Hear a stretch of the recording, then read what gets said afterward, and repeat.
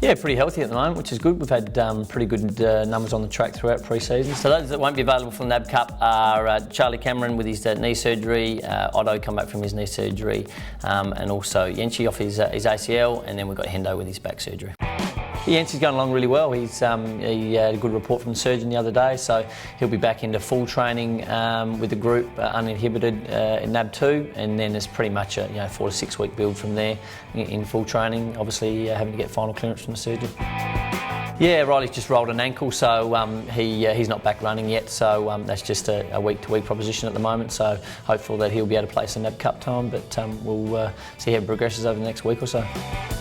Yeah, Crouchy's gone along really well. We obviously took him really slow with it bending a couple of times. He had issue with those feet, so really slow build pre-Christmas, but he's pretty much been uninhibited post-Christmas, so he's got some really good work in behind him since its Christmas break, and for starters we were thinking we might have to limit him through the NAB Cup, but there's no reason why he shouldn't play NAB 1, so all going to plan over the next week, he'll be available to play.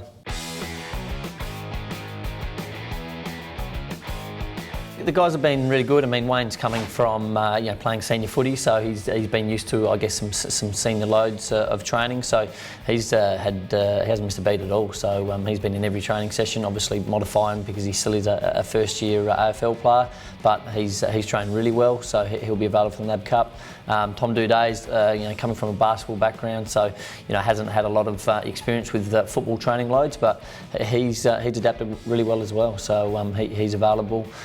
Paul Hunter was coming off a PCL injury late in the season up in Queensland, so we've had to modify him a little bit, but he's back into full training. And then Johnny Beach is obviously coming from senior footy, mature body, so he's used to high training loads, and he hasn't missed a beat either. Q's going along really well. Obviously, started to come to the club late last year and started to get a taste for it. So, coming from that basketball background, you're never quite sure how they're going to adapt. But he's been really good as well, and he's pretty much been uninhibited throughout the pre-season as well. So he's got a good building block in behind him and a good foundation. Obviously, take a few years of training at AFL level for him to maximise his performance. And then Alex Keith is, he's been a bit more challenging because he's been playing cricket. So it's been cricket first and footy second throughout the cricket season. But we've still got a fair bit of work into him.